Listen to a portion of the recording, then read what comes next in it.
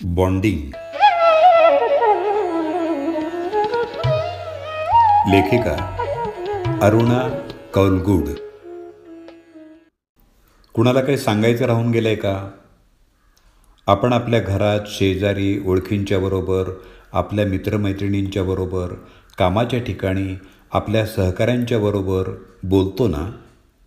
बोलतो म्हणजे काय करतो?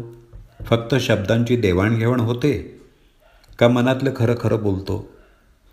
तोंडातून फक्त शब्द बाहेर पडतात की शब्दांना भावनिक ओलावाही लपेटलेला असतो? बोलताना फक्त स्वतःच्या भावनांचा विचार होतो का ज्याच्याशी बोलतो त्याच्याही भावनांचा विचार केला जातो? आपली स्वतःची भूमिका मांडली जाते की दुसरा कोणत्या भूमिकेतून ऐकतो आहे त्यावेळी त्याची मानसिकता काय आहे याचाही विचार होतो? बोलायला शब्द लागतातच का शब्दांव्यतिरिक्तही समजतं दुसऱ्याला काय सांगायचं आहे ते? नुसतेच बोलतो का संवाद साधतो? खूप प्रश्न एकदम विचारले ना मी. त्याला कारणही तसंच घडलं. एक आठवण माझीच लहानपणीची आणि मग आठवणींचा फेर. त्या दिवशी आल्या आल्या मी दप्तर खुर्चीत फेकलं, स्वतःभोवतीची एक गिरकी घेतली आणि आईला बिलगून म्हणाले, आई आज डबा मस्त झाला होता. मैत्रिणींनाही खूप आवडला.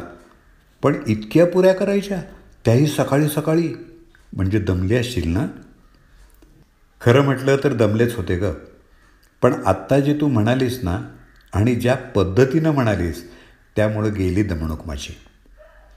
हा प्रसंग भोंडल्याच्या खिरापतीचा होता. तिखटा मिठाच्या खमंग 100 पुऱ्या सकाळी 7च्या आत. त्यावेळी पुऱ्यांचं कौतुक ऐकून माझी कॉलर ताट झाली होती आणि आईचं झालेलं कौतुक माझ्याही नकळत आईला सांगितलं गेलं. मुद्दाम सांगायचं ठरवून जाणीवपूर्वक नाही, अगदी नकळत सांगितलं गेलं. तिला खूप आनंद झाला. रात्री जेवताना तिनं बापूसाहेबांनाही सांगितलं. ती सुखावली होती. मला ते जाणवलं. मग मात्र आईबरोबरचं माझं बोलणंच बदललं. अव्यक्त भावना व्यक्त होऊ लागल्या. तिचा अप्रतिम चविष्ट स्वयंपाक, घराची स्वच्छता, क्रोशाचं सुबक विणकाम, उत्कृष्ट पोहणं, सात्विक दिसणं, निर्व्याज्य हसणं आणि आमचा उत्कर्ष होण्यासाठी सतत कष्ट करणं, या आणि अशा अनेक गोष्टींबद्दल त्यावेळी तिचं कौतुक करणं, तिला मदत करणं, तिच्याबरोबर वेळ घालवणं हे मी जाणीवपूर्वक करू लागले. त्यामध्ये मलाही समाधान वाटू लागलं. अलीकडच्या शब्दात सांगायचं झालं तर आमचं बॉन्डिंग वाढलं. मी शाळा कॉलेजमध्ये असताना नाटकामध्ये काम करायची. अभिनय ही माझी आवड होती, छंद होता. घरून पूर्ण पाठिंबा होता. पण सो कॉल्ड हितचिंतक असतातच ना. माझे वडील बापूसाहेब सांगलीत प्रख्यात वकील होते. एक गृहस्थ आवर्जून त्यांना भेटले आणि सल्ला दिला, वकील साहेब, नाटकात कामं करून मुली बिघडतात. वडिलांनी सांगितलं, तुम्ही अनावश्यक काळजी करू नका. माझा विश्वास आहे तिच्यावर. तिचं भविष्य उज्ज्वल आहे. घरी आल्यावर ही गोष्ट त्यांनी आम्हाला सांगितली. इतकंच नाही तर मी MA झाल्यावर, माझं लग्न ठरल्यावर, मला डॉक्टरेट मिळाल्यावर वडिलांनी त्या गृहस्थांना घरी बोलावून माझ्या मुलीनं माझा विश्वास सार्थ केला असं म्हणून मुद्दाम या आनंदाच्या बातम्या त्यांना सांगितल्या. एकमेकांवरच्या अतूट विश्वासानं बॉन्डिंग वाढतं. पण परस्परांवरचा विश्वासही व्यक्त केला पाहिजे, केलाच पाहिजे. आज बापूसाहेब नाहीत हे फार फार प्रकर्षानं जाणवतं. ते हवे होते त्यांचा विश्वास मी किती दृढ केला आहे हे बघण्यासाठी. मे महिन्यात पहाटे 5 वाजता केदारनाथला उणे 5 तापमानात भुरभूर पडणाऱ्या बर्फात आम्ही हेलिकॉप्टरची वाट बघत होतो. सगळेच गारठलो होतो. 2-2 स्वेटर घालूनही मला थंडी वाजत होती. प्रकाशच्या, माझ्या भावाच्या हातात शाल होती. तू पांघरणार आहेस का ती शाल? हो. का गं, तुला हवी आहे का? घे, मला स्वेटर पुरे, असं म्हणत त्यानं मला शाल लपेटली. इतकं उबदार वाटलं. तो स्वतः कुडकुडत असतानाही त्यानं मला शाल दिली. शालीच्या उबीपेक्षाही त्याच्या प्रेमाची ऊब मला आयुष्यभर पुरणारी आहे. हे प्रेम, स्वतःपेक्षाही दुसऱ्याचा विचार आधी करण्याच्या भावनेमुळेही एकमेकांबद्दलचं बॉन्डिंग वाढतं. माझी जिवलग मैत्रीण. आम्ही मॅट्रिक म्हणजे 11वी पास झाल्यावर लगेच तिचं लग्न झालं. आम्हालाच काय, तिलाही तो शॉकच होता. पण तिच्या घरच्या परिस्थितीशी तिचं लग्न ही एक तडजोड होती. लग्न म्हणजे काय हे न समजण्याच्या वयात लग्न झालं आणि अत्यंत दुःखद म्हणजे 1.5 वर्षातच वैधव्य आलं. मंगळसूत्र कधी बांधलं आणि त्यातल्या वाट्यामणी कधी उघडून गेले कळलंच नाही. पण आजच्या भाषेत स्टेटस काय तर विधवा. चूक कुणाचीच नाही. ती माहेरी निघून आली. घरातून बाहेर पडायलासुद्धा तिला संकोच वाटायचा. आम्ही अजूनही स्कर्ट ब्लाऊजमध्येच होतो. विशेष कसलाच अनुभव नव्हता. पण काहीतरी चुकतंय हे समजत होतं. हे थांबलं पाहिजे हे जाणवत होतं. त्या दिवशी तिच्या घरी गेले. तिच्याकडं बघितलं. तिनं घट्ट मिठी मारली आणि ओक्साबोक्शी रडली. मिठीतली थरथरणारी ती अगणित भावना व्यक्त करत होती, एकही शब्द न बोलता. ते आमच्या नात्यातलं बॉन्डिंग होतं. मग आम्ही तिला हर प्रयत्न करून घरातून बाहेर यायला, 4 जणांमध्ये मिसळायला लावलं. आमची पुस्तकं, नोट्स घेऊन ते अभ्यास करायला लागली. घरातून मिळणारी तुटपुंजी मदत आणि आमची अल्पस्वल्प स्कॉलरशिप, बक्षिसांचे पैसे यावर तिनं विद्यापीठाच्या परीक्षा दिल्या. ती ग्रॅज्युएट झाली. आज ती यशस्वी उद्योजिका आहे. तिला आनंदी बघताना आम्हाला वाटणाऱ्या आनंदाचं मी वर्णन करू शकत नाही. आजही तेच आणि तसंच बॉन्डिंग आहे. मॅडम, मला काही सांगायचं आहे. सांगा ना. नाही म्हणजे सगळ्यांनाच सांगायचं आहे. सांगा. तुम्ही बोलू शकता. ट्रेनिंगमध्ये तुम्ही बोलणं, व्यक्त होणं, मनातलं सांगणं खूप महत्त्वाचं आहे. तुकाराम बोलू लागला.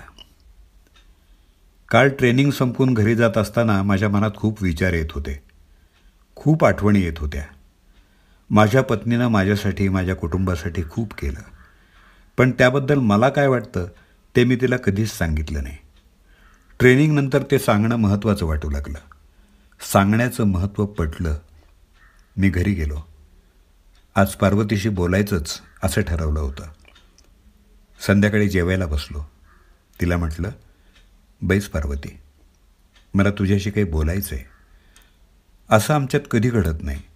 मी सहसा तिच्याशी मोकळेपणानं काही बोलत नाही. म्हणजे तशी आमच्या घरात पद्धत नाही. म्हणून मला काहीतरी बोलायचं म्हटल्यावर ती घाबरली. तिनं विचारलं, का हो, कंपनीत सगळं बरं आहे ना? गावाकडून काही बातमी आली का? मी सांगितलं, सगळं चांगलं आहे. मला निराळच बोलायचं आहे. ती अक्षरशः प्राण कानात आणून ऐकत होती. मी सांगितलं, पार्वती, तू माझ्यासाठी, माझ्या आईवडिलांसाठी खूप कष्ट केलेस. टुकीने संसार केलास. मुलांना छान वळण लावलंस. मी फक्त नोकरी केली का? पण तू संसार नेटकेपणानं केलास. आज जे काही आहे ते सगळं फक्त तुझ्यामुळं आहे. असं माझ्या मनातलं मी बरंच काही तिला सांगितलं. इतकं सगळं सांगितलं मी म्हणाले.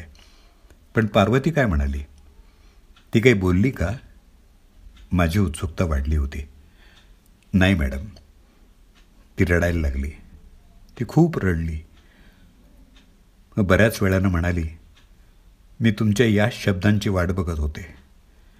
आज खऱ्या अर्थानं माझी हळद तुमच्या घरात रुजली. माझ्या कष्टाचं चीज झालं. मॅडम, बरं झालं मी बोललो. नाहीतर ती आयुष्यभर वाट बघत बसली असती. वाटच बघत बसली असती. तुकाराम हुंदके देत जाग्यावर जाऊन बसला. सगळ्या पार्टिसिपंट्सच्या डोळ्यातही पाणी आलं. त्या दोघांमधलं बॉन्डिंग वाढलं होतं. ही घटना आहे मी एअर इंडिया एम्प्लॉईजचं ट्रेनिंग घेत होते तेव्हाची. विषय होता इंटरपर्सनल रिलेशनशिप, अर्थात परस्पर संबंध. परस्पर संबंधांच्या जडणघडणीत बॉन्डिंग हा अत्यंत महत्त्वाचा घटक आहे. बॉन्डिंगचा सरळ साधा अर्थ आहे भावनिक तादात्म्य. भावनिक तादात्म्य पावण्याची किंवा साधण्याची क्षमता जितकी उच्च पातळीची असेल तितकं संवादाचं रूपांतर सुसंवादात झालेलं असतं. तितकेच सशक्त आणि दृढ होतात परस्पर संबंध. मग करूया नवीन संकल्प, एकमेकांबरोबरचं बॉन्डिंग वाढवण्याचा, अधिक व्यक्त होण्याचा, अभिव्यक्तीची क्षमता वाढवण्याचा आणि परस्पर संबंध दृढ करण्याचा.